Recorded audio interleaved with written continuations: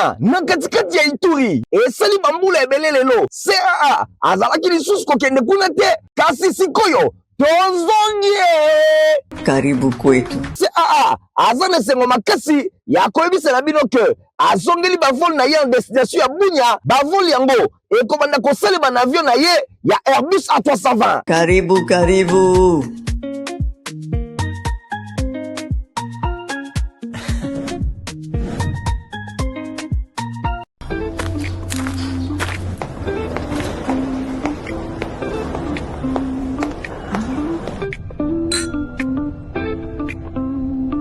Reprise ya vol CAA na Kolwezi et zongi déjà à partir il y a le 13 avril 2026. Bon réserver déjà ba place na bino.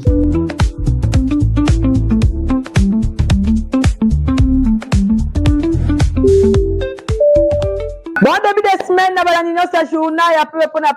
info lingala mbote na bino nyonso to fongoli yango na esengo pona kotesa bino ndenge chef de l'état Félix Antoine Tshisekedi Tshilombo a procédé qui na décoration ya célèbre chanteur congolais Fally Ipupa Nsimba na bozongi na ye a na ville province ya Kinshasa après double prestation na ye na stade de France pour la l'état et le mona héritier Mapindi.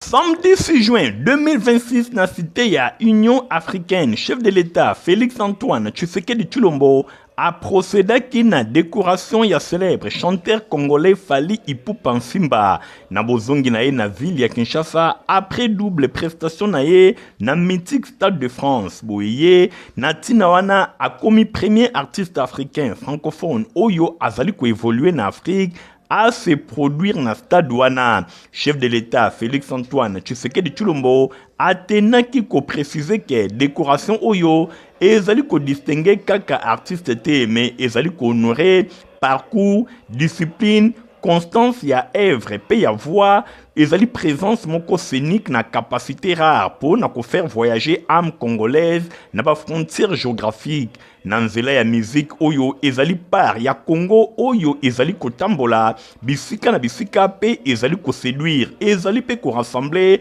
ezali komema dialogue na mokili mobimba ndenge chef de l'état Félix Antoine Tshisekedi Tshilombo a reconnaîtra ki yango na ngambo mosusu akumisi respect pe ba grande figure oyo ba bateli renommée internationale ya musique ya République démocratique du Congo lokola Papa Wemba, Evoloko Joker, Jossar Nyokalongo Yasaiko Langalanga, Kofi Olomide, Werason, Jibem Piana, Ferregola, pe ba artiste misusu oyo moko na style na ye, na public na ye, pe na parcours na ye, na sensibilité, bazali kokoba kotombola ba couleur ya République démocratique du Congo, na souci ya komona ba artiste ya RDC, ba contribuer davantage na rayonnement ya RDC. Président de la République a rassuré à lobby que reconnaissance oyo ezali ko établir hiérarchie mon côté ya ba talent kasi ezali pe ko kanga ba porte te ezali au contraire ko fongola nzela oyo ya République démocratique du Congo aye ba ko honorer bana basi pe ya mibali na ye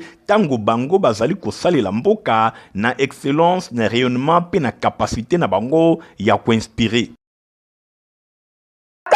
Le primature Bosengali Koyeba que premier ministre Judith Suminwa a présidé qui week-end et le qui na primature réunion consacrée na audit ya état liquidatif ya paye ya ba agent pe ba fonctionnaire de l'état Nathalie Kaila héritier Mapindemi.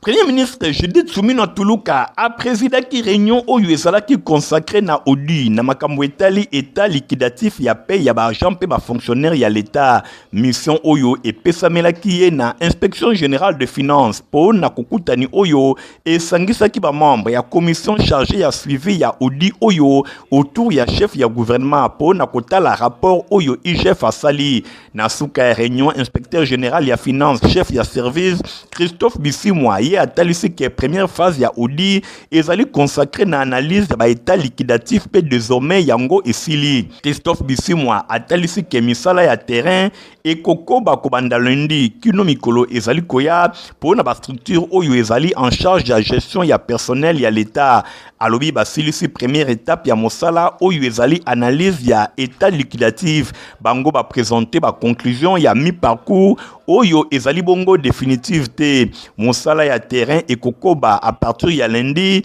bakokita auprès ba service oyo ezali ko gérer personnel pour na ko analyser ba anomalie pe ba écart oyo ezali constater na tina étape yango nde bakoki ko disposer rapport final nouvelle phase oyo ezali ko identifier origine ya ba incohérence to makambo ya mabe oyo emonani na fichier ya paye pe ko proposer ba mesure pour na kobongisa. Parmi les principales recommandations oyo epesami epai ya gouvernement, l'inspection générale ya finance balobi mise en place ya système unifié ya gestion ya paye. Pour na Christophe Bissoumwa alobi dysfonctionnement oyo emonani ezali bongo na grande partie na origine ya multiplicité ya intervenants pe absence ya plateforme moko commune ya gestion. Si gestion oyo bango ba proposer na gouvernement ezali ko sangisa circuit ya paye. Lelo ba moni système ya paye éclaté pe ba intervenant ebele bazali ko travailler sans ko kota na même dispositif. Boye UGF alingi à se concentrer na ba effort oyo pour na ko harmoniser ba données pe ya correction ya ba anomalie nyonso oyo ezali identifié na mise en œuvre ya réforme moko structurelle. Interrogé na ba augmentation excessive ya ba effectif ya administration publique, patron ya UGF a nuancé alobi ba perception mosusu selon ba données analysées masse salariale ya l'État ezali bongo ko connaître progression régulière entre janvier 2023 na janvier 2026 sans augmentation brusque. Ba chiffre oyo ezali ko talisa augmentation constante kasi masse salariale pe évolution ezali ko s'expliquer mingi na ba ajustement ya salaire oyo ezali kobima tango nyonso. Pour na gouvernement maîtrise ya masse salariale ezali bongo enjeu moko ya malonga. Pour na gouvernance budgétaire objectif ezali kobatela équilibre ya finance publique pe ko dégager davantage ba ressources en faveur ya investissement pe ba priorité mususu ya développement. Udi oyo ezalaki initié na premier ministre d'instruction ya chef de l'État Félix Antoine Tshisekedi Tshilombo na occasion ya 79e réunion ya conseil des ministres oyo esengelaki e permettre na gouvernement azala na cartographie moko précise ya ba irrégularité oyo emonani pe ko engager ba réforme nécessaire pour na ko moderniser durablement système ya gestion ya paye ya ba agent pe ba fonctionnaire ya l'État. Vice-premier ministre ya économie nationale Daniel Mukoko Samba a visité qui division urbaine ya économie kin est pe ouest Fabrice Lundombi héritier Mapindimi. Vice-premier ministre, ministre économie nationale, Daniel Mukoko Samba a effectué une visite de travail na kati ya division urbaine ya économie ya ville province ya Kinshasa. Mingi penza na Kinshasa est pe ouest. Boye première étape ya mission oyo e kambakie na division urbaine ya Kinshasa Est oyo ezwami na commune ya Limete mingi penza na première résidentielle et pa wapi a visitaki ba installation pe abetaki masolo elongo na ba agent akendaki pe lisusu na division urbaine ya Kinshasa Ouest oyo ezwami na avenue du commerce na commune ya Gombe nyonso kaka po na même exercice séance de travail oyo ezali bongo na cadre ya vision ya gouvernement oyo ezali ko viser ko renforcer identité institutionnelle et longo na administration publique mingi penza ko luka kotombo la gouvernance ya proximité pe ko s'assurer na bon fonctionnement ya ba service public pe lisusu et bénéficier et pa ya population azwa kimaloba na occasion wana ministre provincial ya économie numérique pe ya ville ya Kinshasa ye a considéré pe a sali témoignage oyo ya importance oyo amoni na division urbaine ye a talisi ke beaucoup tani oyo ezali bongo évaluation pe signal moko ya makasi oyo a adressé na ba équipe nyonso pe ba orientation majeure oyo ekosalema na journée na ngambo na ye chef ya division ya Kinshasa Ouest ye a qualifié visite ya ministre ya économie nationale assurance moko ya ba service oyo ezali placé na responsabilité na ye a rappelé que mission oyo ezali pona ko garantir pe ko assurer pe ko veiller na respect moko ya malonga na économie nationale. Pour moi cette visite d'abord sur le plan administratif c'est une assurance. Sur le plan technique ça veut dire c'est une assurance aussi. Ça venu chez nous sur l'espoir. On était perdus, nous n'avions rien,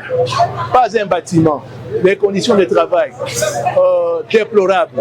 Alors, ça a venu, c'est une bénédiction pour nous, on sera heureux. à s'adresser à ba agent pe ba cadre. Il y a des divisions. Vice-premier ministre a ici 3 leviers essentiels pour améliorer l'efficacité ya mosala pe lisusu na cadre moko ya mosala adéquat koluka ko renforcer ba capacité na nzela ya formation continue pe lisusu modernisation ya ba méthode pe ya ba instrument ya mosala na suka ya mission na ye. Vice-premier ministre ministre de l'économie nationale Daniel Mukoko Samba alobeli collaboration elongo na gouvernement provincial pe kotia biloko oyo elongo bani pona ko améliorer ba conditions de travail pe ba service pona administration et bana kozala efficace pe et bana kozala nyonso na délai moko ya malamu ye asenga ki pe na ba agent ya sens moko ya division urbaine oyo ekoye bana komona na clairement et bana ko jouer rôle na yango pe na division provinciale et bana ko jouer pleinement rôle na relais oyo emonisami elongo na mission moko ya malonga. Honorable Maotwene Elia Selembao asangisaki ba ancien collègue na ye ya classe NTPG Gombe boye baki basangana ki na commune ya Ngiringiri. Objectif ezalaki pona honorable Maotwene ya ko vulgariser edi na ye pona basoin de santé Christian Kengebeni. Héritier Mapine ba misi ba détail. Honorable député provincial ya commune ya Selembao Maotwene azali ko sala mosala kitoko na assemblée provinciale ya Kinshasa epai wapi atindamaki na bana commune ya Selembao bosimba pe boye ba kemikolo eleki ainisaki edi moko na makambo etali ba accès na ba soins de santé mingi na nzela ya ba mutuelle de santé edi oyo ezalaki examiné et puis adopté na assemblée provinciale ya ville ya Kinshasa. Edi oyo ezali salué epai ya population na ndenge ya kosakana te nyonso wana eutaki na vision ya chef de l'État Félix Antoine Tshisekedi Tshilombo na likambo etali accès universel na ba soins de santé mingi penza likambo etali gratuité ya maternité na tina wana honorable Maotwene oyo mesana kobenga le responsable ye akangaki maboko te talatina azali kokoba na sima ya adoption ya edu na ye azali ko vulgariser yango bisika na bisika awa tozwami na commune ya Ngiringiri epai wapi honorable Maotwene asangisaki ba camarade na nyonso batanga esika moko na ITPG Gombe bango basanganaki po na ye aye bana ko vulgariser edu oyo euti kozala adopté po na intérêt ya population ya ville ya Kinshasa. Modération esimbamaki na collègue na ye pasteur Denis Mbui oyo azangaki te ko présenter honorable Maotwene epai ya baninga mususu bongo na sima honorable Maotwene azwaki maloba pona ko expliquer brièvement edu oyo euti kozala adopté atalisike ezali pona ko aider population mingi penza bandeko ya 3e âge baibaza na misolote baye bana kokota na ba soins de santé na ndenge ya malamu na nzela ya ba mutuelle de santé ba question pe réponse ezalaki au rendez-vous nyonso kaka pona bandeko ba mona pole pole na oyo etali lokola edu oyo euti kozala adopté na assemblée provinciale ya likambo etali ba accès na ba soins de santé. Honorable Maotwene papa Selembao azangaki te ko pesa ba réponse na nyonso na micro ya Info Lingala. Nini oyo biso to solona bango lelo ezalaki ko talisa bango les bien fondés ya mobeko oyo to sali comme to yebi biso banso que l'État congolais na biso azobunda de temps en temps pour na kosunga biso na nzela président Fachi na bamwebele biso to monaki esingali to accompagner mutu azobunda pour na biso na bamwebele surtout na couverture santé universelle oyo gouvernement central déjà ba annonçaki biso na nzela chef de l'État to monaki pour na biso eza malamu ko accompagner bango na kosala mobeko bandeke to kufa lisuti lokola bibwele moi épidémie mo eye pour importer biso po mutu azoyeba te na kobanda wapi na kosukisa wapi biso nyonso tokolanda biso tosangana ebele tosala ba mutuelle mobeko aussi ebimi mobeko wa mutuelle ebimi eza mobeko ya liboso ebimi na Kinshasa bana ba mutuelle de santé ezalaka. Bosimba pe boyeba ke awa na ville ya Kinshasa ba meilleur élu bazali oyo bazali ko balosa mutu na bango pona intérêt ya population et sengeli totanga honorable Maotwene du les responsables et dit oyo auti ko initier na assemblée provinciale ya ville ya Kinshasa ezali vraiment na bénéfice ya population kinoise akoko ba kokende bisika na bisika pona kosala vulgarisation na yango. Activité politique comme Mounene et Salema qui dimanche 7 juin 2026 sur la terrain lac na commune. Il y a Selembao et pas puis président, il y a Ligue de jeunes IDPS section Selembao aussi de Joël Nkosi na et Salema qui bon la présence. Il y a peur idéologique naye honorable Adolphe Makutano Igontingi. Héritier Mapine Bazakou na compte info lingal.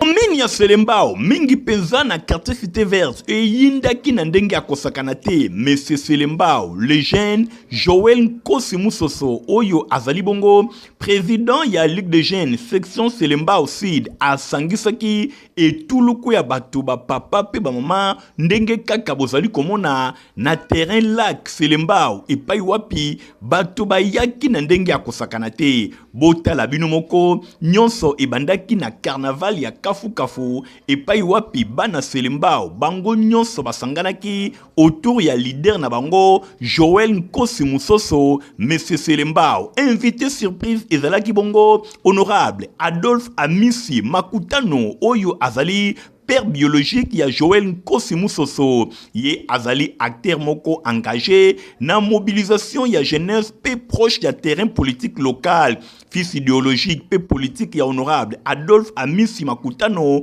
cadre ya Union pour la démocratie et le progrès social. Rencontre oyo et bandaki na marche de soutien na Badiading, direction terrain lac et Paiwapi, marche et telisamaki na contexte ya sensibilisation autour ya débat politique actuel mingi penza, question ya changement ya constitution. Sujet oyo ezali ko benda ba discussion na opinion publique, na boko minaye ba participants ba zwa kibongo ba échange et longo na base militante ya honorable Adolphe Amisi Makutano eli ya funa pe au cadre ya IDPS ye a répondaki na ba préoccupation oyo ezalaki soulevé et pa ya ba maman bazalaki présente principalement oyo ezali lié na ba enjeux politiques pe institutionnels évoqués tangu ya mobilisation. Selon l'organisateur ba participants oyo ba qualifié yango na ndenge ya kosakana te etalisi engouement moko notable autour ya initiative politique oyo ba participants ba kumisi implication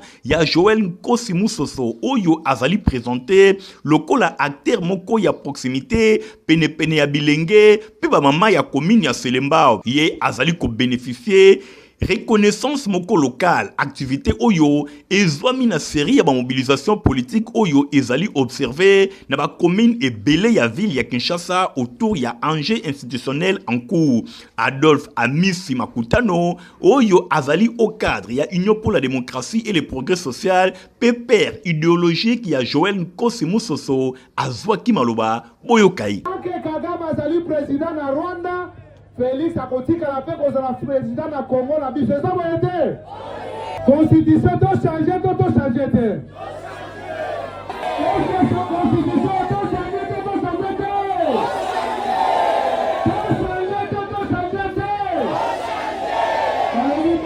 Bosimba pe boyeba ke Monsieur Selembao, Joël Nkosi Musoso, bato nyonso na Selembao balobi leader na bango, ezali ye, ba telemi balobi, ba komema yeti na assemblée provinciale ya ville ya Kinshasa, moto mosusu azali te, na Selembao, Monsieur Selembao ezali, Joël Nkosi Musoso, force de frappe na ye, ezali komona na, pe capacité ya mobilisation, ya kosamba ezate.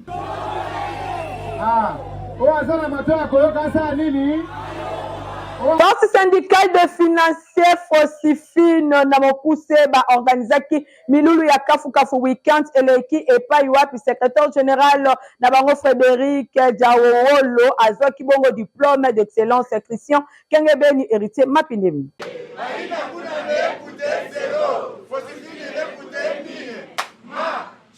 Siège nationale, il y a force syndicale de financiers Fosifine Namokuse et Yambaki Weekend et l'équipe double événement. Encore et toujours dans leadership, il y a secrétaire général Nabango, Mwanamboka Frédéric Jaolo Loleke, Bakisela Kai les dons dédiés. Il y a Basali à Congo. Il y a Liboso et Zalaki remise, il y a diplôme d'excellence et de mérite Oyo et Pesamela Kiye, na Asbel Observatoire panafricain pour l'excellence et la paix. Na présence, il y a comité directeur, il y a force syndicale de financiers. Na kozwa na bango maloba, ba responsable, il y a Asbel Oyo, ba telisaki pourquoi choix na bango est tombé kaka na Fosifine. Ezali parce que Frédéric Jaolo Loleke et Longo na Fosifine, bango bazana engagement moko constant pour na bien-être ya basali ya Congo. Lelo Fosifine, ezali partout na RDC, kaka po na cause moko, ko défendre ba droit ya basali, penasima. Bango ba pesaki ye titre ya diplôme d'excellence Oyo, na titre lokola ambassadeur de la paix.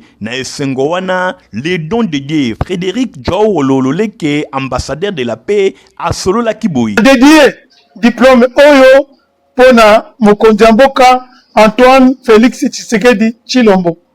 Oye aza kolala pongi te, bututu moi akomataka avion, mutuka makolo pote kimia solo ekota na mboka na biso. Ya mibale na dédié diplôme oyo na ba collaborateur na ngai nyonso ya force syndicale de financiers oyo ba tiki ngai te butu te moi na bango komata mituka komata ba avion po na ko défendre ba intérêt ya ba travailleurs congolais. Na dédié pe diplôme oyo na nzambe kolo ye moko mokeli ya nyonso. Bokanisi esili tintin pambate 11 comités de base basalaki adhésion na bango. Avant wana, les dons de Dieu, Frédéric Jaolo Loleke a betelaki bango historique ya Fosifine Oyo et botamaki juste après koya ya démocratie na mboka na biso République démocratique du Congo. Lelo 30 ans Fosifine eleki na ba haut et les bas na simande ba adhésion ba comité de base ndenge kaka bino bokozali komona et salemaki. Secrétaire de la force syndicale de financiers, Fosifine en sigle, au mien propre, je prends acte de votre installation comme comité directeur de Moamba. Je vous remercie.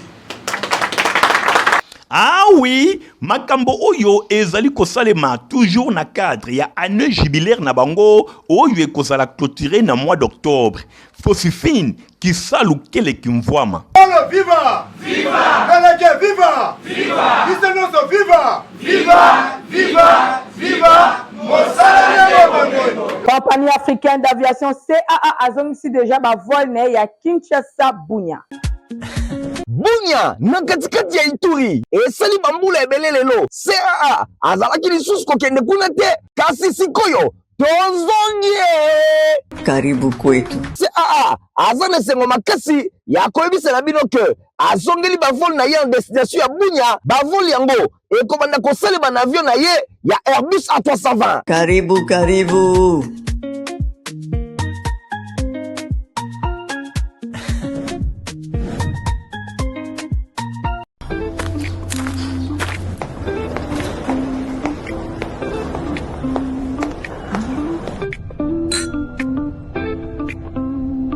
Reprise ya vol CA1 na Kolwezi et zongi déjà à partir il y a le 13 avril 2026. Bon réserver déjà ba place na bino.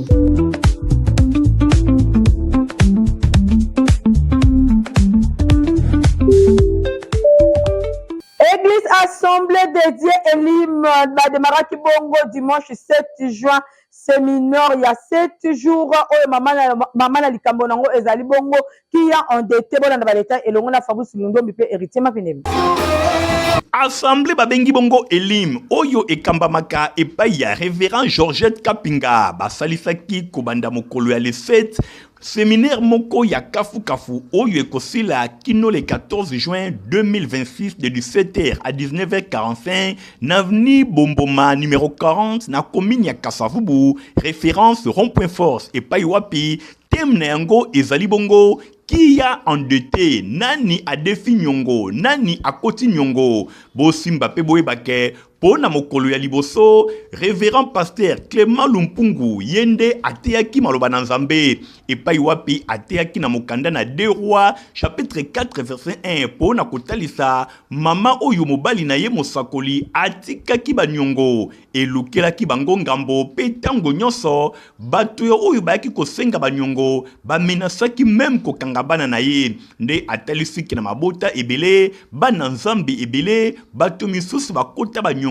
pe misusu bazali kotombe victime na mabota na bango nde na tina wana esengeli kozala redevable na mutute esengeli kaka bolingana bino na bino soki moto azali redevable epai ya moto ezalaka eloko moko ya pasi lokola oyo ekomelaki mama mosakoli oyo na nsima ya liwa ya mobali na ye bosimba pe boyebake message oyo ezalaki capté 565 bana Nzambe batondisamaki na esengo mpo na premier jour ya séminaire oyo boyoka pasteur Clément Lumpungu elongona évangéliste Dudu ndenge bazali ko expliquer objectif ya thème na biso oyo ezali pona komema bana na Nzambe bayeba ete ezana makamususu oyo ekomelaka mwana na Nzambe sanke asala likambo nyongo oyo bazali kotangela ye azana capacité ko futa mote parce que Yesu Kristo asha futele yango ne kulusu Assemblée de Dieu Lim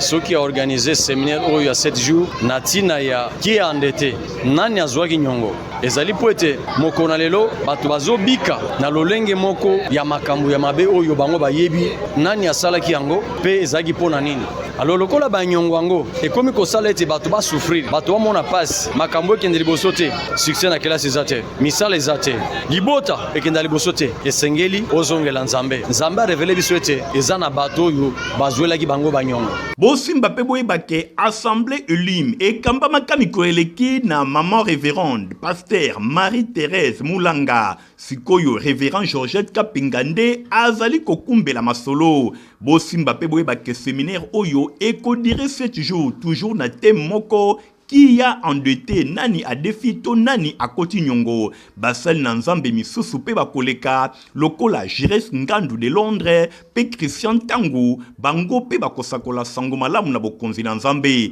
bana Nzambe bobengami na adresse moko boya ebele na avenue Bomboma numéro 40 boena commune ya Kasavubu référence rond-point force et pai wapi séminaire oyo ekokangola bino. Mais quand je consulte la loi de Dieu, la loi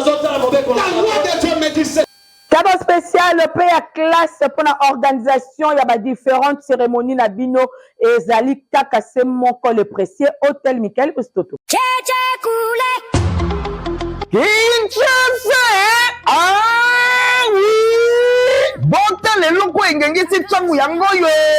le précieux hôtel bon mais ça l'a désormais na combo le cadre oyo le précieux hôtel cadre paradisiaque netika kesika banzelu bakitaka kitoko nenenge bakisa lumière pe beauté hein moko kutu okoko confondre ngo na beauté pe sointeté maison blanche des États-Unis de Gazaka pour bolanga loyo wapi pardon zwa salle de fête pour na mariage de rêve religieux to coutumier awezo makambu ya libre mateko felete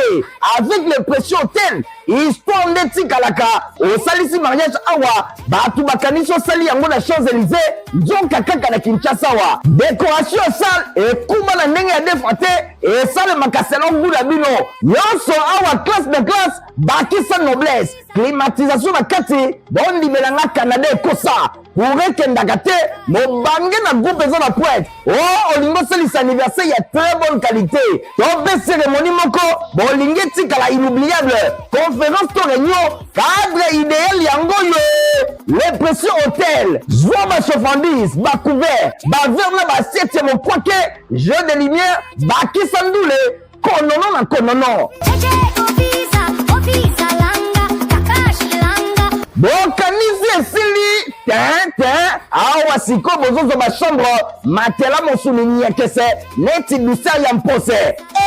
jacuzzi na pointe pour na bamarie boza na droit nango après cérémonie même pour na biloba na mikili bokoki kozwa baséjour awa différence de poto eza te bachambre moderne ezala libanda na bakouloir neti esika babongiseli président Faci aleka restaurant mokwake bakisa louvement pour na collection ba meilleur moment entre amis kasi otuninga l'impression tele eza wabie yoka boulevard Lumumba arrêt ya batwa entre Petro Congo kaka na ebandeli wana okomona panneau lumineux bien mentionné le pression hôtel avenue Mobutu numéro 3 Komila Masina oza mobimbadi le pression hôtel luxe pe le kakaboete confort makasi boye bolembe seke nyonso kaka pona kosepelisa ba congolais vous êtes le meilleur on n'aime pas les pays comme ça.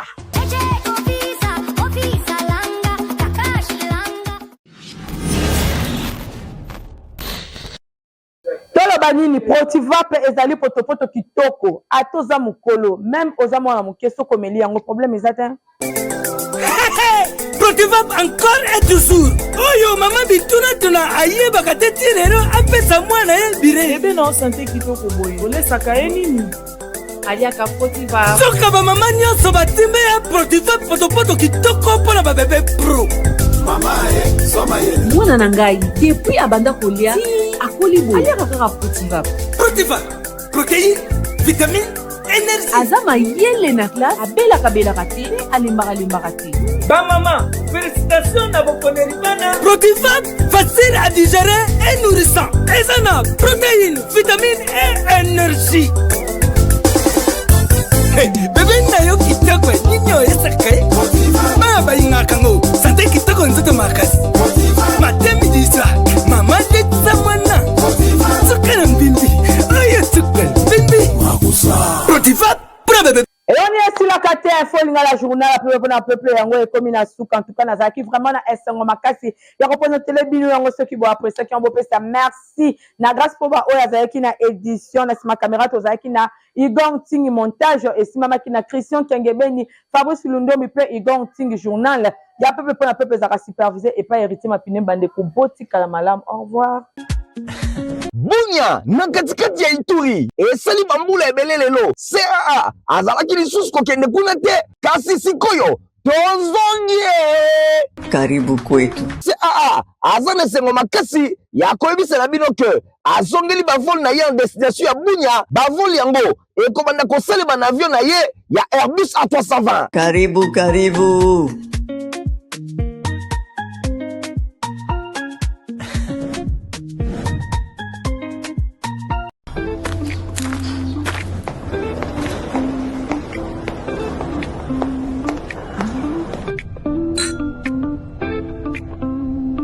Reprise ya vol CA1 na Kolwezi ezongi déjà à partir ya le 13 avril 2026. Bon réserver déjà ba place na bino.